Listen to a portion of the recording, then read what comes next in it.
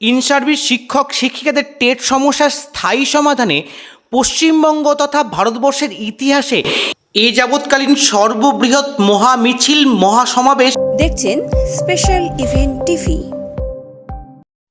13ই জুলাই Usthi united primary teachers welfare association এবং সংগ্রামী সাথীরা কলকাতা সুবোধ মল্লিক থেকে রানী রাসমণি রোড পর্যন্ত এই মহামিছিলের প্রথম ভাগ পৌঁছানোর পর মিছিলের অর্ধেক অংশ সুবোধ মল্লিক থেকে 40 মিনিট পর এগোতে পারে।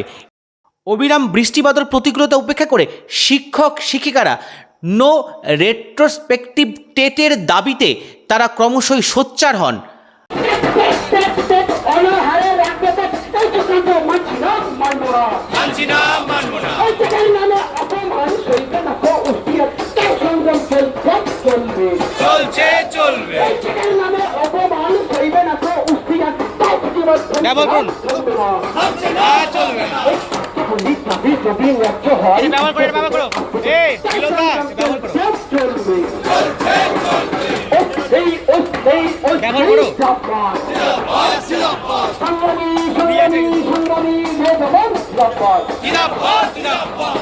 দীর্ঘক্ষণ রানী রাসমণিতে অবস্থানের পর টেট সমস্যার স্থায়ী সমাধানের জন্য মাননীয় কেন্দ্রীয় শিক্ষা প্রতিমন্ত্রী ডক্টর সুকান্ত মজুমদারের কাছে ডেপুটেশন প্রদান হলে তিনি মাননীয় প্রধানমন্ত্রী এবং কেন্দ্রীয় শিক্ষামন্ত্রীর কাছে বিষয়টি সমাধানের জন্য পাঠাবেন বলে আশ্বস্ত করেছেন উস্থি ইউনাইটেড প্রাইমারি টিচার্স ওয়েলফেয়ার অ্যাসোসিয়েশনের প্রতিনিধিদের। ডেপুটেশনের পর ইউপিটিডব্লিউ এর রাজ্য সম্পাদক এবং সংগ্রামী যৌথ মঞ্চের মুখ্য কনভেনার ভাস্কর ঘোষ মহাশয় কি বললেন শুনে নেব। এত বৃষ্টিতেও এখনো পর্যন্ত এত মানুষ মাথায় বৃষ্টিকে উপেক্ষা করে নিজের অধিকারের দাবিতে লড়ছেন। লড়াইটা হচ্ছে এটাই, আজকে সেই দিন যে দিনে আজ থেকে 7 বছর আগে সল্টলেকের ওই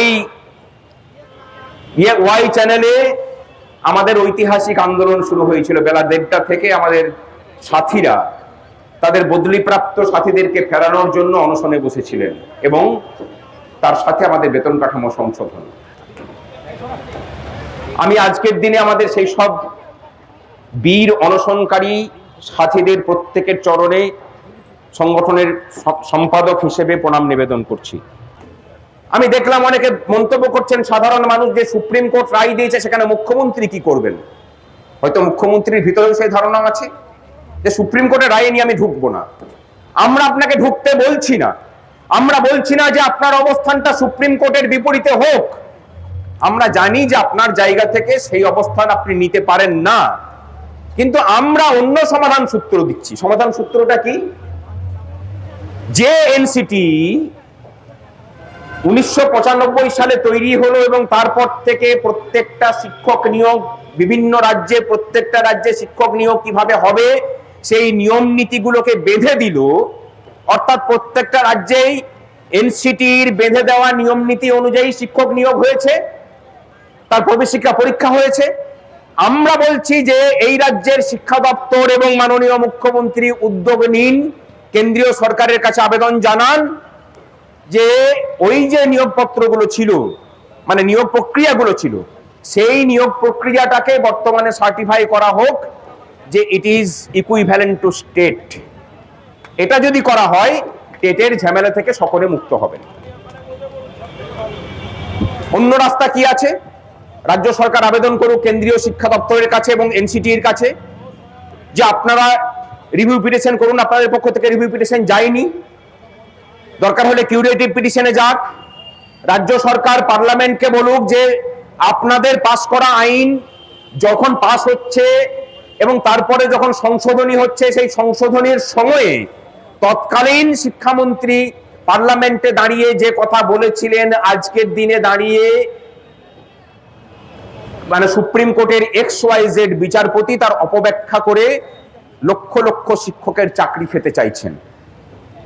আমাদের আইন পাশের উদ্দেশ্য এটা ছিল না যে টেটটাকে ম্যান্ডেটরি করতে হবে। আমাদের আইন পাশের উদ্দেশ্য ছিল ডিএলএড বা বিএডটাকে ম্যান্ডেটরি করতে হবে। সেটা তো অলরেডি হয়ে গেছে।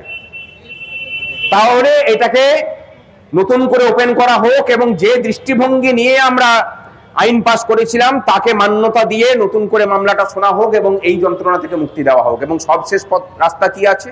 পার্লামেন্টে দাঁড়িয়ে তারা নতুন করে অধ্যাদেশ নিয়ে আসতে পারেন এবং সেটা সংশোধনী এনে পড়ে শিক্ষক শিক্ষিকাদেরকে এখান থেকে মুক্ত করতে পারেন। কিন্তু এই যা কিছু বললাম এর সবকিছু নির্ভর করছে রাজ্যের সরকার এবং শিক্ষা দপ্তরের সদিচ্ছার উপরে। একটা বিপর্যয় যে হয়েছে তারা আনঅফিসিয়ালি এটা প্রত্যেকে স্বীকার করছেন যে এই রায় একটা বিপর্যয়। তাহলে বিপর্যয় যদি হয়ে থাকে, বিপর্যস্ত মানুষকে রক্ষা করার দায়িত্ব কিন্তু রাজ্য সরকারের সবসময় থাকে। সে রাজ্য সরকার সেই দায়িত্ব এড়িয়ে যেতে পারেন না। যদি এড়িয়ে যান তাহলে বলে রাখি, এড়িয়ে যাওয়া রাস্তা বন্ধ করতেও আমরা জানি। এত সহজে লড়াই করা মানুষ তাদের লড়াইটা যে ভুলে যায় না সেটা সকলকেই মনে রাখা প্রয়োজন। আমরা কোনো হুমকি হামকা দিচ্ছি না, আমরা চাই এই রাজ্যের শিক্ষার সঠিক এবং সুষ্ঠু পরিবেশ ফিরে আসুক। শিক্ষাটা একটা মানসিক বিষয়। শিক্ষা কোনো যন্ত্র নয় যে আপনি যাবেন আর শরবত করে খাইয়ে দেবে আর আপনি শিক্ষা লাভ করে নিলেন। শিক্ষা সেখানে শিক্ষক এবং শিক্ষার্থীদের মানসিক আদান প্রদানের বিষয়। আপনি যদি দিনের পর দিন শিক্ষকদেরকে জীবন যন্ত্রণার মধ্যে রাখেন তাহলে সেই শিক্ষা কোনোদিন সম্পূর্ণ হতে পারে না। রাজ্য সরকারকে ভাবতে হবে যে তারা কি চান। তারা যা চাইবেন আমাদেরকে জানান। আমাদের সেই রায় যদি পছন্দ না হয় তা রাজ্য সরকারের বিরুদ্ধেও আরো বৃহৎ শক্তি নিয়ে আমরা আসবো, তাই তো?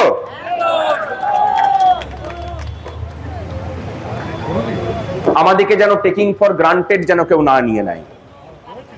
আমরা কারো অনুগত নই। আনুগত্যটা আমরা ততক্ষণই থাকে যতক্ষণ পর্যন্ত সেখানে ন্যায় থাকে। যখন ন্যায় শব্দটা অন্য জায়গাতে রেখে দিয়ে এসে পরে ঘটনাকে পরিচালিত করা হয় তখন আমাদের আনুগত্য কারোর আশা না করাটাই ভালো। এই লড়াই আমাদেরকে জিততে হবে। এটা আমাদের নিজেদের অস্তিত্বের লড়াই। এই লড়াই এত সহজে আমরা ছেড়ে দিতে পারি না। কেউ কিছু কথা বলবেন আর কিছু বাক্যে নিজের মতামত জানাবেন, এটা হতে পারে না।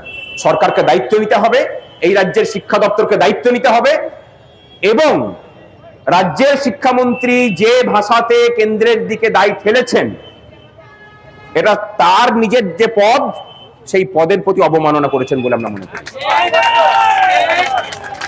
আজকে আমরা শিক্ষা দপ্তরে গিয়ে ডেপুটেশন দিয়ে এসেছি। আজ ওখানে মুখ্যমন্ত্রী বৈঠক আছে শিক্ষা সংক্রান্ত, প্রায় সকলেই ব্যস্ত ছিলেন।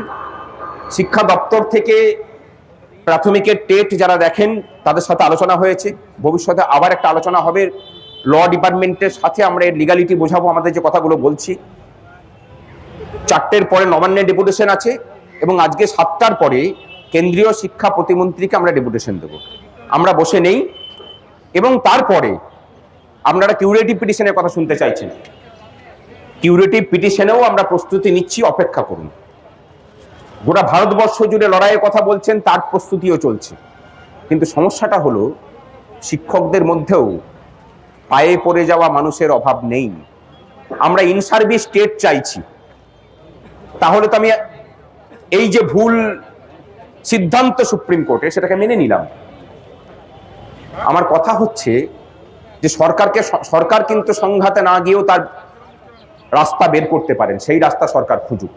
আমরা কাউকে অসম্মান করতে চাই না, না সুপ্রিম কোর্টকে অসম্মান করছি, না রাজ্য সরকারকে অসম্মান করছি, না কাউকে অসম্মান করছি।